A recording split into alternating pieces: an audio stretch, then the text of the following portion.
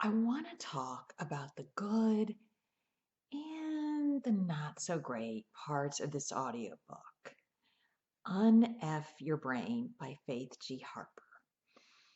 Yeah, lots and lots of salty language, shall we say, in this book. So if you're not a fan of that, which I'm not so much, maybe you don't want to listen. Now, I did read a lot of comments in the review section on Audible about the audio quality, and I am a stickler for audio quality as a former narrator.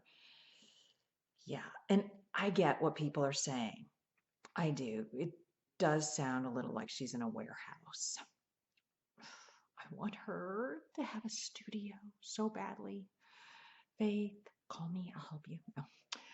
But it didn't just distract me really from the book, I have to say, because she is a really good narrator. I think when you're reading your own material and you're passionate about it, it makes the listen really palatable, even with the other distractions like the echoey, and sometimes you could hear paper rustling. But I got past that because she is so passionate. One of the major points, I want to call them nuggets, that I took home from this audiobook is that it deals mainly with trauma.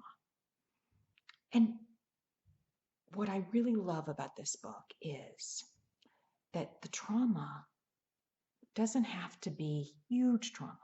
It can be huge to you, but other people might not look at it as, oh, that's not trauma. What are you talking about? But she is saying, rightly so, that everybody reacts differently. Everyone's brain is differently, works differently. So what is a huge trauma to you isn't to somebody else, but that doesn't mean it's not equally as troubling and has an equally huge impact on your life. So that is really what I got most out of this book. And if you have experienced a trauma in your life, then little things may trigger a reaction that is emotional, and you may not realize why.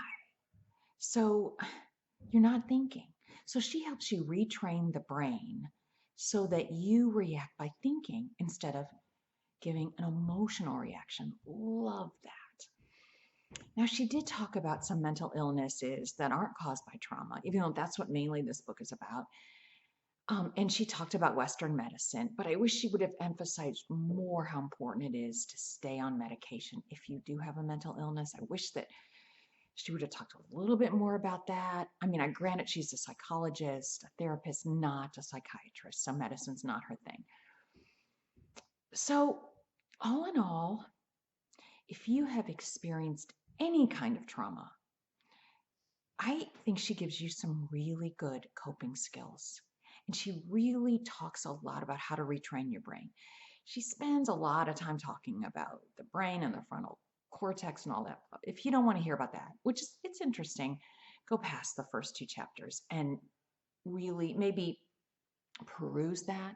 You can skip a little bit with the audiobook and then go to the past the second chapter and listen to how she tells you to regain coping skills, to retrain the brain. It's really fascinating. I will listen to one of her other audiobooks, and I can't believe it, but yeah, I got past the bad studio. It's not really a studio. I don't know, was she recording on her phone? But you will too. You will listen to her words and her passion, and you'll get past it too. Thank you so much for watching, and don't forget to subscribe because I will have another interesting self-help audiobook review next time.